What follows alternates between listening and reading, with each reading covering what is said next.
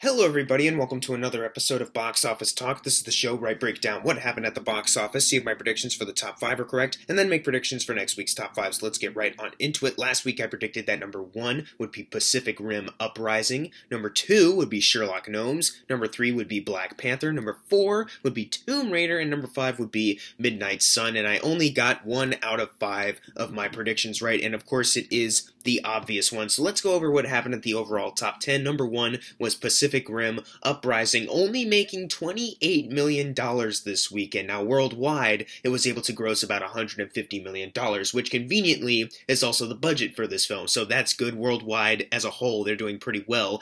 But when you look at the first movie, that movie opened with about $37 million. Now, that's not a huge difference, but the fact that Pacific Rim Uprising didn't even make a little bit more than that, and it only went down domestically with an opening weekend. And Black Panther has been out long enough now, so there's really not that much competition from that. I guess you could say it's a little disappointing for this film. I guess they were trying to revamp Pacific Rim and start up a new franchise, and maybe this isn't a great start for it domestically, but worldwide they're going to do, like, fantastic, so they're going to make another one probably. So I'm thinking that the domestic stuff isn't really their big concern right now. Number 2, we have Black Panther making $17 million, adding to a domestic total of $630 million, which is $7 million more than the Avengers made in its domestic total. Black Panther just became the highest grossing Marvel Cinematic Universe film, and I think highest grossing comic book film domestically. That is insane of this film, and you will look at the worldwide total, it is sitting at $1.239 billion, which is fantastic for this film. I've already talked long enough,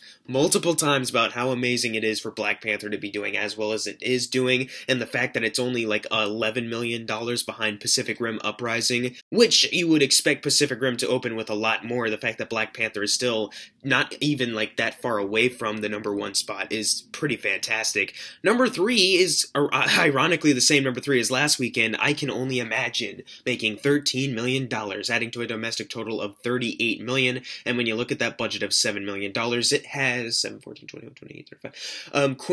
Quintupled its budget. I think that's the term for like 5 times over.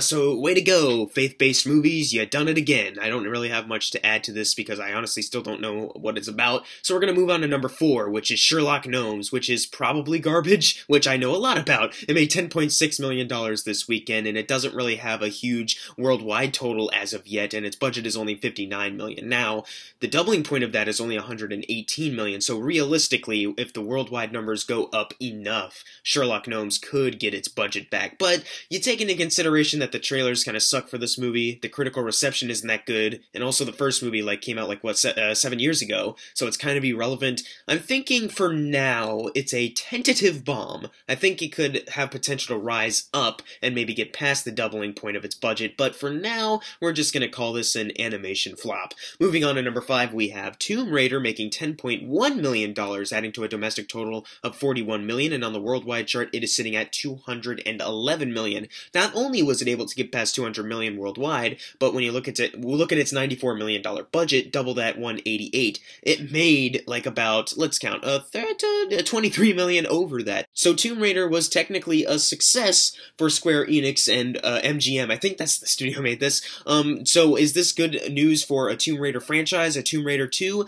I'm thinking so. The fact that it's 3 weeks out as far as release and it was able to make over its budget and double that, I think we could be getting a Tomb Raider sequel at some point. I don't think the critical reception is really going to drive the studio away from making another one. So we could realistically see another Tomb Raider film in the future. Moving on to number 6, which is A Wrinkle in Time, which won't have any films in the future, making $8 million, adding to a domestic total of $74 million, and on the worldwide chart, it's sitting at $88 million. This movie's been out since March 9th, and it hasn't been able to get to the $100 million margin of its budget, hasn't been able to double that, not even worldwide. I'm honestly astonished by that. This movie is a bigger flop than I anticipated, and I'm not too sad. If you saw my review, you know how I feel about this movie, so we're just going to move on from this garbage to number 7, which is Love, Simon, making $7 million, adding to a domestic total of $23 million. Now, the budget is still $17 million, and that means it needs to get to $34 million to be considered a success.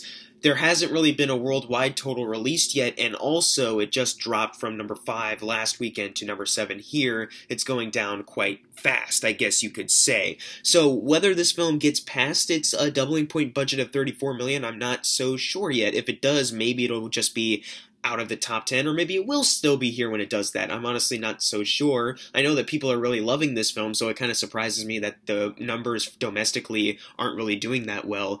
Moving on to number 8, which is another faith-based movie that I'm just going to quickly skim over because I don't know anything about it. Paul, Apostle of Christ, making $5 million on a budget of conveniently $5 million. Okay, enough of that. Moving on to number 9, we have Game Night making $4.13 million, adding to a domestic total of $60 million, and on the worldwide chart it is sitting at $94 million. It's a bummer that it wasn't able to get to $100 million worldwide before it left the top 10, because I think it's safe to say that it's about to leave. However, the fact that it still was able to double its budget, and the fact that it did much better after its, I guess you could say, technically low opening weekend, but then it was able to make more in the next coming weeks. It had some pretty good staying power, so I'm a little happy about that, and I still really enjoyed this movie, so I'm glad more people went out to see it. And closing out the top 10, we have Midnight Sun. I guess I really went for it, predicting it for number 5, because it didn't even come close, making $4.11 million on a budget of I don't really frickin' know. But moving on from that, it's time for the fun part, the predictions for next week's top 5. Now, I'm going to predict that number 1 will be Ready Player One.